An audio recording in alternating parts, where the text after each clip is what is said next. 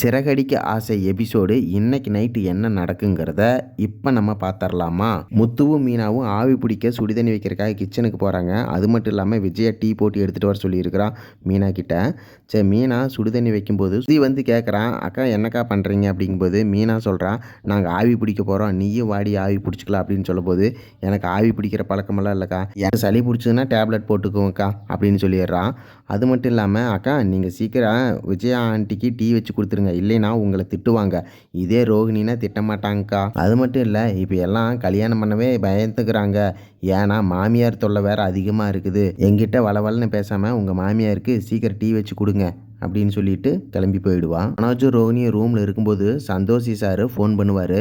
மனோஜ், நான் மலேசியாவில் ஒரு பிஸ்னஸ் பண்ண போகிறேன், அதுக்கும் உங்கள் மாமனார் மலேசியாவில் இருக்கிறார் இல்லையா, அவருடைய கான்டாக்ட் கூட அவர்கிட்ட பேசணும்னு சொல்லும்போது மனோஜ் சொல்லுவான், அவர் இப்போ மலேசியாவில் இல்லை, அவர் வேறு நாடுக்கு போயிட்டார் அப்படின்னு சொல்லிடுவார். ஆனால் சந்தோஷி சார் விடாமல், நம்ம புதுசாக பிஸ்னஸ் பண்ண போகிறோம் மலேசியாங்கிறதுனால அங்கே எனக்கு எதுவுமே தெரியாதுப்பா, உங்கள் மாமனார் இருந்ததுனால அவர்கிட்ட கேட்டு தெரிஞ்சுக்கிட்டோம்னா நம்ம பிஸ்னஸ் பண்ணுறதுக்கு ஈஸியாக இருக்கும் இல்லையா, சரி அவர் இல்லைன்னா என்ன, அவருடைய ஃப்ரெண்ட்ஸு யாராவது இருந்தால் அவரை கான்டாக்ட் பண்ண சொல்லுப்பான், நம்ம அங்கே மலேசியாவில் போய் என்னென்ன பொருள் வாங்கணும், எப்படி பிஸ்னஸ் பண்ணணும்னு நம்ம தெரிஞ்சுக்கலாம்ப்பா, ப்ளீஸ் யாரோ ஒருத்தரை கான்டாக்ட் பண்ண சொல்லுப்பா அப்படின்னு சந்தோஷ் சார் மனோஜ் கிட்ட சொல்லலாம். மனோஜ் ரோஹிணி கிட்ட சொல்லுவான், உங்கள் அப்பா வெளிநாட்டில் ஜெயிலில் இருந்தார் அப்படிங்கிறதெல்லாம் இவருக்கு தெரிஞ்சதுன்னா நம்ம மேலே பேட் ஒப்பீனியன் வரும், ஏற்கனவே நம்ம இவருக்கு ஃப்ளாட் வாங்கி தரோன்னு சொல்லிட்டு வாங்கி தராமல் விட்டுட்டோம், அதனாலே நம்மளுக்கு கெட்ட பேர் இருக்குது, இப்போ நம்ம இதையும் சொல்லி நம்ம மேற்கொண்டு நம்ம கெட்ட பேர் வாங்க வேண்டாம், ஆனால் அவருக்கு நம்ம உதவி பண்ணாமே இருக்க முடியாது, ஏன்னா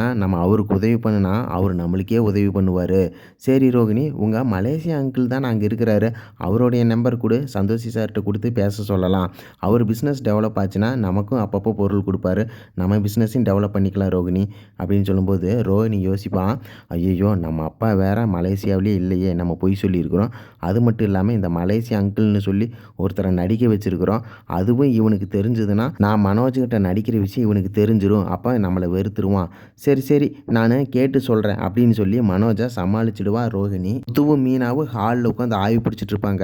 விஜயா பெட்ரூம்லேருந்து வெளியில் வந்து, சீச்சி என்ன ஹாலில் 2 பேர் இப்படி போர்வி போத்திட்டு என்ன பண்ணுறீங்க, முதல்ல எந்திரிங்க அப்படின்னு சொல்லும்போது முத்து சொல்லுவான், ஏன் எனக்கு ரூமே இல்லையே, ஹாலில் தான் நான் ஆய்வு பிடிக்க முடியும், எனக்கு ரூம் இருந்தால் நான் அங்கே ஆய்வு பிடிப்பேன்ல அப்படின்னு சொல்ல, விஜயா அதெல்லாம் எனக்கு தெரியாது, இந்த கன்றாவிதியில் எதுக்கு இங்கே பண்ணிகிட்டு இருக்கிறீங்க, ஒழுங்காக டேப்லெட் வாங்கி போடுங்க, இந்த மாதிரிலாம் பண்ணக்கூடாது, எனக்கு பிடிக்காது அப்படின்னு விஜயா சொல்ல, முத்து சொல்லுவான், எனக்கு ரூம் இருந்தால் நான் ஏன் இங்கே பிடிக்க போகிறேன், மீனா இந்த ஆவி பிடிக்க வேண்டாம், எங்கள் அம்மா கிட்ட போய் நின்னாலே போது, நம்ம ஜலதோஷம் எல்லாம் பறந்து போயிடும் அப்படின்னு சொல்ல, விஜயா என்ன ஆவின்னு சொல்கிறியான்னு கேட்பான்.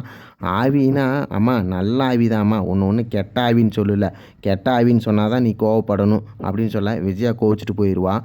உடனே அங்கேருந்து ரூம்லேருந்து மனோஜ் வெளியில் வருவான். அவன் பாட்டுக்கு செல்லை நோண்டிகிட்டே வரும்போது ஆவி பிடிச்சிட்டு இருந்தா அந்த சுடுதண்ணியை தட்டி கீழே விழுந்துருவான், தண்ணியெல்லாம் அவன் மேலே தெளிச்சிடும். உடனே ஐயையோ அம்மா எரியுதுமா, இவன் என் மேலே தண்ணியை ஊற்றிட்டாமா, சுடுதண்ணி ஊற்றிட்டாமா, எரியுதுமான்னு மனோஜ் கத்துவான். உடனே விஜயா, ஏன்டா அறிவில்லை, நான் தான் சொன்னேன்ல ஹாலில் ஏன்டா ஆவி பிடிக்கிறீங்கன்னு, இப்படி நீ பண்ணனால தான்டா அவன் மேலே பாரு சுடு தண்ணியெல்லாம் பட்டுருச்சு அப்படின்னு முத்துவை போட்டு விஜயா ஏற்றுவா.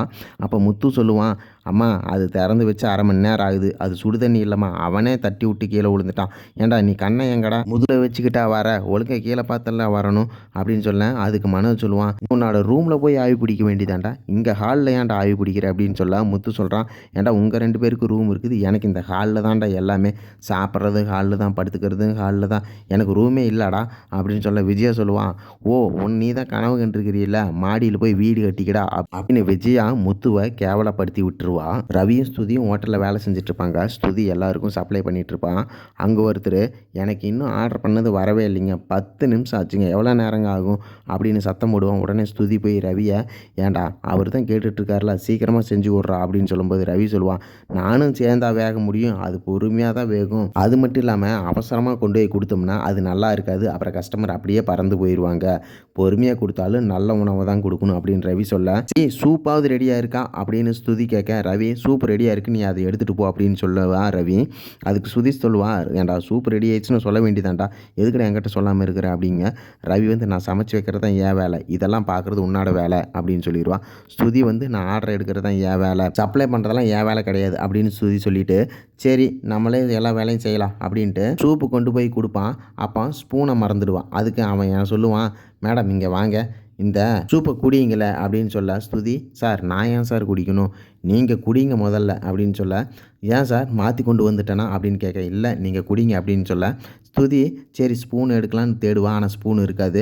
ஐயோ இதை தான் மேடம் நான் சொன்னேன், ஸ்பூன் இல்லாமல் நீங்கள் என்ன மேடம் நீங்கள் சப்ளை பண்ணுறீங்க அப்படின்னோடனே ஸ்துதி கோவிச்சிட்டு போய் ரவியை, டே எங்கடா ஸ்பூன் இருக்குது சொல்லுங்கடா அப்படிங்க ரவி போய் காட்டுவான். அதுக்குள்ளே ஹோட்டல் ஓனர் வந்து அவங்களே ஸ்பூனை எடுத்துகிட்டு போயிடுவாங்க. அப்போ ரவி சொல்லுவான், பாத்தியா ஸ்துதி ஓனராக இருந்தாலும் எல்லா வேலையும் செய்கிறாங்க, பொறுப்பாக இருக்கிறாங்க அப்படின்னு ஸ்துதிகிட்ட சொல்லுவான்.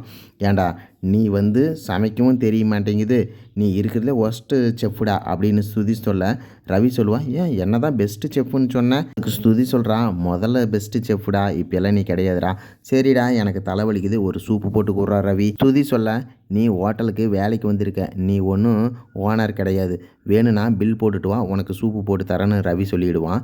சரி என்னமோ பண்ணுறான், நான் வெளியில் போய் குடிச்சிக்கிறேன் அப்படின்னு ஸ்துதி சொல்லிடுவான். முத்துவும் செல்வமும் சவாரிக்காக வெயிட் பண்ணிவிட்டு டீ குடிச்சிட்டு பேசிகிட்டு இருப்பாங்க. அப்போ அந்த கான்ஸ்டபிள் அருண் வந்து ஹெல்மெட் போடாமல் ஃபோன் பேசிக்கிட்டே வருவான்.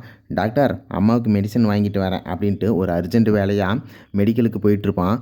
அப்போ முத்து என்ன பண்ணுவான், டே நம்மளை மாட்டி விட்டார் இல்லையா அந்த போலீஸு, பாடுறான் அவர் மட்டும் ஹெல்மெட் போடாமல் போகிறாரு, சரி அப்படின்ட்டு செல்லை எடுத்து வீடியோ எடுப்பான். உடனே செல்வான், டே நம்மளுக்கு தேவையில்லாத வேலைடா, இதெல்லாம் பண்ணாதடா அப்படின்னு சொல்ல முத்து கேட்காம அதை வீடியோ எடுத்துருவான். அது மட்டும் இல்லாமல் அருண் ஏடிஎம்மில் பணம் எடுக்கிறதுக்காக நோ பார்க்கிங் ஏரியாவில் கொண்டு போய் பைக்கை நிறுத்திடுவான்.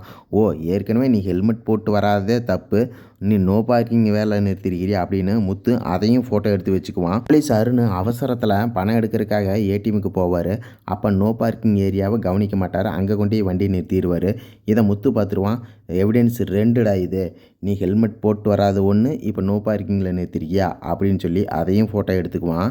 அப்புறம் ஃபோட்டோ எடுத்தது மட்டும் இல்லாமல், சரி நம்மளாம் நோ பார்க்கிங்கில் நிறுத்தினா டயரில் செயினை போட்டு பூட்டு போட்டு போயிடுறாங்க போலீஸு, அதே மாதிரி இவனுக்கும் பண்ணணும் அப்படின்னு தன்னோட வண்டியில் இருந்த ஒரு செயினை எடுத்துகிட்டு போய் அருணோட பைக்கு ஃப்ரண்ட் டயரில் செயினை போட்டு பூட்டு போட்டிடுவான். இந்த போலீஸ் ஏடிஎம்மில் பணம் எடுத்துகிட்டு ரிட்டன் வந்து பைக்கை எடுக்கும்போது வண்டியை எடுப்பான். அப்போ செயின் வந்து மாட்டிக்கும். யாரா இதை பண்ணுனா அப்படின்னு பார்க்கும்போது அங்கே செல்வமும் முத்து நின்றுட்டுருப்பாங்க. முத்து அந்த போலீஸை கூப்பிட்டு, சார் நீங்கள் ஹெல்மெட் போடாமல் வர்றீங்க, நோ பார்க்கிங்கில் வண்டி நிறுத்துறீங்க, அதனால தான் சார் நான் அந்த பூட்டு போட்டேன் அப்படிங்க. டே எனக்கு அவசரம்டா, என் நிலமை புரியாமல் நீ பேசாதடா அப்படின்னு சொல்லும்போது அதுக்கு முத்து சொல்லுவான், நான் கூட தான் ஒருத்தர் டெத் ஆகிட்டாங்க, அதுக்கு நான் போயிட்டு இருந்தேன், அப்போ நீங்கள் என்னை நிறுத்தி நீங்கள் என் மேலே கேஸ் போடலையா, உங்களுக்கு ஒரு சட்டம் எனக்கு ஒரு சட்டமா, எல்லாருக்கும் ஒரே சட்டம் தான் சார் அப்படின்னு சொல்ல அங்கே மக்கள் எல்லாம் கூடிடுவாங்க. செல்வம் சொல்லுவான், முத்து பிரச்சனை பண்ணாதடா, சார்கிட்ட சாவி கூடுறா, அவர் போகட்டுண்டான்னு செல்வம் சொல்ல முத்து கேட்கவே மாட்டான். அப்புறம் அருண் வந்து ஒழுங்காக சாவி கொடுத்துரு, நான் யாருன்னு உனக்கு தெரியாது, அப்புறம் உன் மேலே கேஸை போட்டு உன்னை உள்ள தள்ளிடுவேன்னு சொல்லும்போது அங்கே சுற்றி இருந்த மக்களெல்லாம், என்ன சார் மிரட்டுறீங்களா, முத்து கேட்குறது கரெக்டு தானே அப்படின்னு சொல்லும்போது அருண் கம்முன்னு இருந்துருவான். முத்து சொல்லுவான், நீ ஹெல்மெட் போடாமல் வந்தது, நோ பார்க்கிங் நிறுத்துனது எல்லாமே என்கிட்ட எவிடன்ஸ் இருக்குது, நான் என்ன பண்ணுறேன் பாருங்க அப்படின்னு சொல்லி ஃபேஸ்புக்கில் போட்டு விட்ருவான். முத்து கையில் இருந்த சாவியை பிடிங்கி செல்வம் பைக்கை திறந்து விட்டு, சார் நீங்கள் எப்படியோ போயிருங்க சார் அப்படின்னு சொல்லி அருணை செல்வம் அனுப்பிச்சி விட்ருவான். அந்த போலீஸை பழி வாங்கியே தீரணும்னு முத்து துடிச்சிட்ருப்பான். இதோட நாடகம் அப்படியே முடியுதுங்க. நாளைக்கு இரவு என்ன நடக்கும் அப்படிங்கிறத நாளைக்கு காலையிலேயே நம்ம வீடியோ வந்துடுங்க. நம்ம சேனலை சப்ஸ்கிரைப் பண்ணிக்கங்க. நன்றி, வணக்கம்.